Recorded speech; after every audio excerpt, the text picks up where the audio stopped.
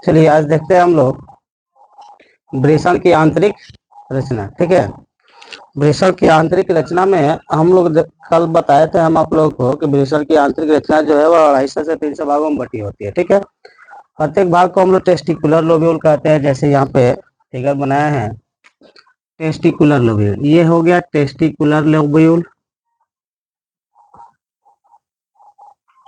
Testicular lobule. ठीक है, अब इस टेस्टिकुलर लोब्यूल में क्या पाया जाता है, तो अंदर सेमिनिफेरस ट्यूबुल पाया जाता है, जो रेड कलर का यहाँ पे दिख रहा है स्ट्रक्चर, इसे हम लोग सेमिनिफेरस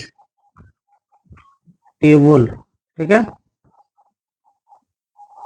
सेमिनिफेरस ट्यूबुल कहते हैं। अब यहाँ पे एक छोटा सा नोट्स हम लोग को पढ़ना है, रेट टेस्टेज, हिंदी में इसको वृषण जालक कहते हैं, वृषण जालक।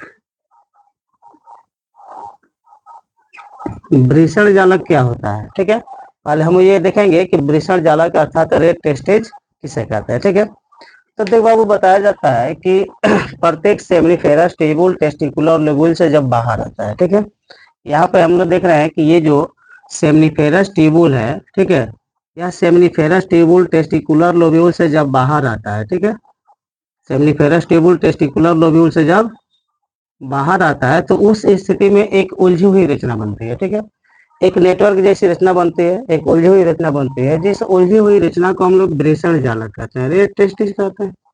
ठीक है, वृषण जालक। अब आखिर इस वृषण जालक का फंक्शन क्या हो सकता है, वृषण जालक आखिर होता कैसा है, तो नेटवर्क जैसा तो हो गया, इसका फंक्शन क्या होता है, तो देखिए बाबू बताया जाता है कि ये जो वृषण जालक है इसका काम क्या है, तो यह शुक्राणुओं को शुक्र जनन नलिका से कहाँ तक लाता है, तो स्पर्म डक्ट, इसको हम लोग कहते हैं स्पर्म डक्ट, शुक्र नलिका। ठीक है, इसको हम लोग एपिडिडर्मिस के नाम से जानते हैं, अधिवृषण के नाम से जानते हैं। ठीक है, तो वृषण जालक का फंक्शन क्या हो गया, तो वृषण जालक यह स्पर्म को शुक्राणुओं को सेमिनिफेरस ट्यूबुल से एपिडिडर्मिस अधिवृषण में लाता है। ठीक है, अब हम लोग का ये टॉपिक हो गया अधिवृषण।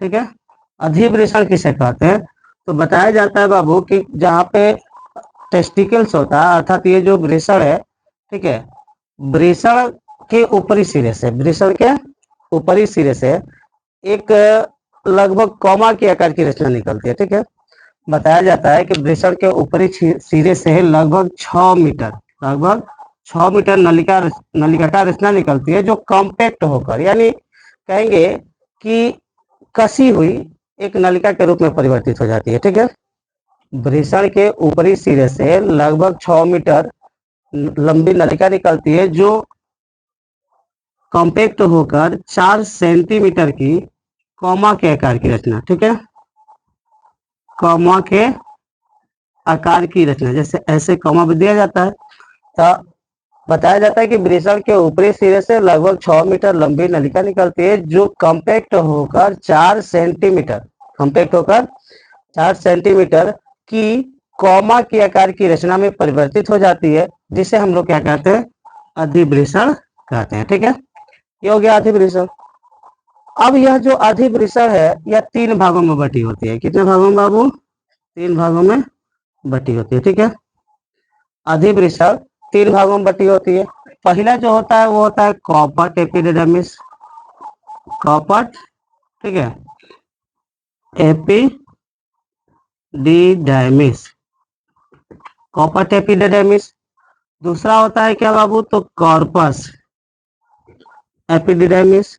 और तीसरा क्या होता है, तो तीसरा होता है काउडल एपिडिडर्मिस। ठीक है, तो यह अधिवृषण 3 भागों में बट गई, कॉपर्ट एपिडिडर्मिस, कॉर्पस एपिडिडर्मिस और काउडल एपिडिडर्मिस। ठीक है, ये तीनों कहाँ कहाँ होता है, तो यहाँ पे देखिए ये अधिवृषण का सबसे ऊपरी सिरा है, इसको हम लोग कहते हैं कॉपर्ट, कॉपर्ट। मिडिल पार्ट जो होता है इसको कॉर्पस कहते हैं, लोअर पार्ट जो होता है इसको काउडल कहते हैं। ठीक है, तो अधिवृषण के 3 हिस्से हो गए। ठीक है, सबसे पहले हमने अधिवृषण के बारे में क्या बताया कि वृषण के ऊपरी सिरे से लगभग 6 मीटर लंबी नलिकाकार रचना निकलती है जो कॉम्पैक्ट होकर अर्थात कसी हुई कमा के आकार की एक रचना में परिवर्तित हो जाती है 4 सेंटीमीटर की, जिसको हम लोग अधिवृषण कहते हैं। ठीक है, अब यह अधिवृषण जो है 3 भागों में बट गया, कॉपट एपिडिडर्मिस, कॉर्पस एपिडिडर्मिस और काउडल एपिडिडर्मिस। ठीक है, अब ये कॉपट एपिडिडर्मिस, कॉर्पस और काउडल होता क्या है, तो कॉपट एपिडिडर्मिस जो है यहाँ पे देख रहे हैं कि वृषण का ऊपरी सिरा, वृषण अधिवृषण का ऊपरी सिरा। ठीक है, अधिवृषण का ऊपरी सिरा जो होता है वह कॉपट एपिडिडर्मिस कहलाता है। ठीक है, अधिवृषण का ऊपरी जो चौड़ा सिरा होता है, ठीक है, अधिवृषण का ऊपरी चौड़ा सिरा जो होता है वह क्या कहलाता है, तो कॉपट एपिडिडर्मिस कहलाता है। अधिवृषण का जो मध्य भाग होता है, ठीक है, मध्य और चपटा भाग जो होता है उसको हम लोग क्या कहते हैं, तो कॉर्पस एपिडिडर्मिस कहते हैं। और सबसे लोअर पार्ट जो होता है अधिवृषण का उसको हम लोग क्या कहते हैं, कॉर्पस एपिडिडर्मिस। ठीक है, तो ये हो गया कॉपट, कॉर्पस, काउडल। ठीक है, काउडल एपिडिडर्मिस लास्ट वाले को कहते हैं। अब बताया जाता है बाबू कि इस कंडीशन में अर्थात पुरुषों में एक रोग होता है। ठीक है, उस रोग के बारे में हम बताएंगे यहाँ पे आप लोगों को। ठीक है, तो पुरुषों में एक नॉर्मल सा रोग होता है जिसको हम लोग हॉर्निएसिस कहते हैं। ठीक है,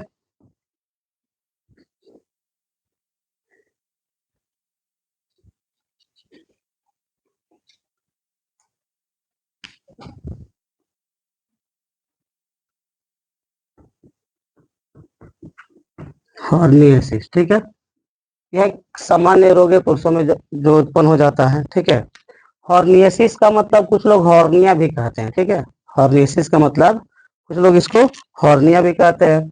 हॉर्निया क्या होता है, तो हमने बताया कि ये जो अधिवृषण है, ठीक है, ये तीनों जो है ये क्या है, तो अधिवृषण। ठीक है,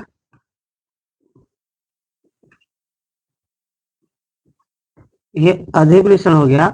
तो अधिवृषण के बारे में हमने बताया कि 6 मीटर लंबी रचना निकलती है, काफी जब ज्यादा लंबा हो जाएगा तो 6 मीटर जो लंबी रचना निकलती है वह चार मतलब 6 मीटर एपिडिडर्मिस की जो लंबाई जब यह निकलती है तो इसकी लंबाई 6 मीटर होती है जो कॉम्पैक्ट होकर 4 सेंटीमीटर की कोमा के आकार की कसी हुई रचना बनाती है। ठीक है, तो 6 मीटर है, अब किसमें कन्वर्ट हो गई, 4 सेंटीमीटर में, तो इसकी लंबाई काफी ज्यादा थी, कॉम्पैक्ट होकर 4 सेंटीमीटर में बदल गई। ठीक है, अब क्या होता है कि इस 4 सेंटीमीटर की जो लंबी रचना होती है इसके ऊपर एक पतली झिल्ली पाई जाती है। ठीक है, इसके ऊपर एक पतली झिल्ली पाई जाती है।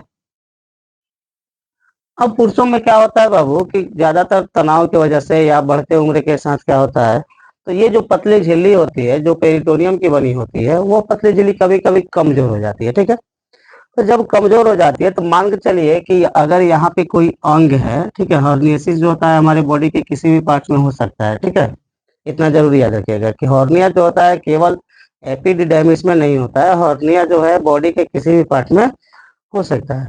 मान के चलिए कि यहाँ पे हम लोग का कोई ऑर्गन अर्थात मसल्स है, तो मसल जो है स्मूथ मसल जो है बंडल के रूप में पाया जाता है। ठीक है, ये मसल्स का बंडल हो गया। ठीक है,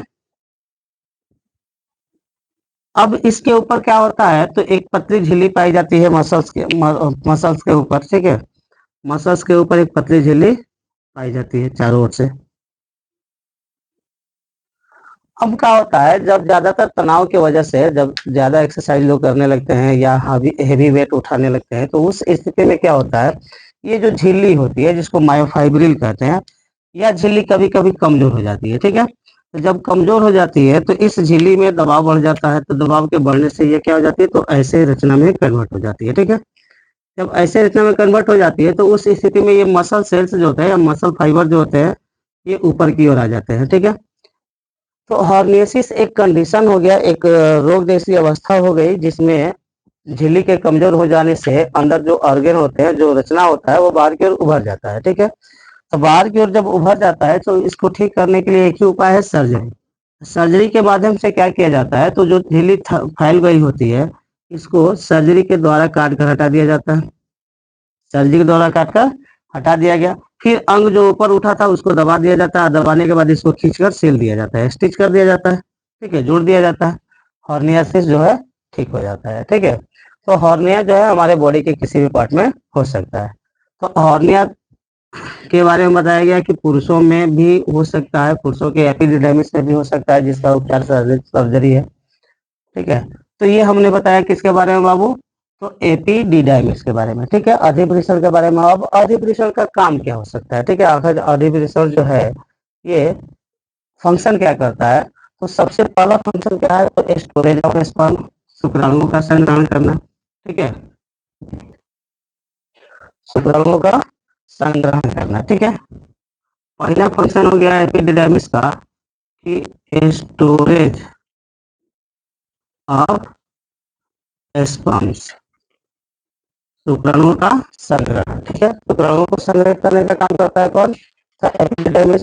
ठीक है, दूसरा जो फंक्शन होता है, क्या क्या करता है कि स्पर्म को फर्टिलाइजेशन का कैपेसिटी जो है वो प्रदान करता है। ठीक है, अर्थात स्पर्मिएशन की क्रिया होती है, स्पर्मिएशन। ठीक है, दूसरा फंक्शन हो गया स्पर्मिएशन। अब स्पर्मिएशन क्या है, एबिलिटी फॉर फर्टिलाइजेशन, निषेचन के लिए योग्य बनना। ठीक है, शुक्राणुओं का निषेचन के लिए योग्य बनना स्पर्मिएशन का रहता है, तो स्पर्मिएशन हो गया। तीसरा जो फंक्शन है, ठीक है,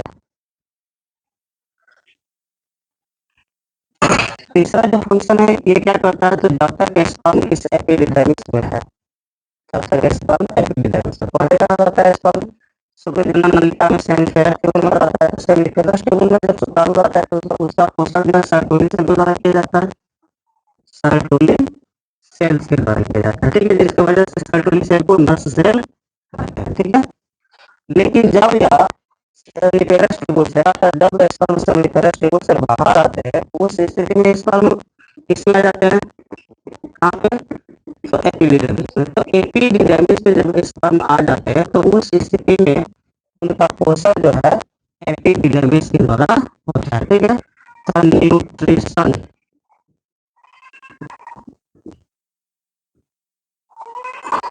ऑफ स्पर्म्स, शुक्राणुओं का पोषण करना। ठीक है, शुक्राणुओं का पोषण करना, शुक्राणुओं को कैपेसिटी प्रदान करना और शुक्राणु को स्टोर करना, यह अधिवृषण का फंक्शन हो गया। ठीक है, तो अब ये हो गया अधिवृषण, इसके बाद हम देखेंगे आगे वास डिफरेंस। ठीक है,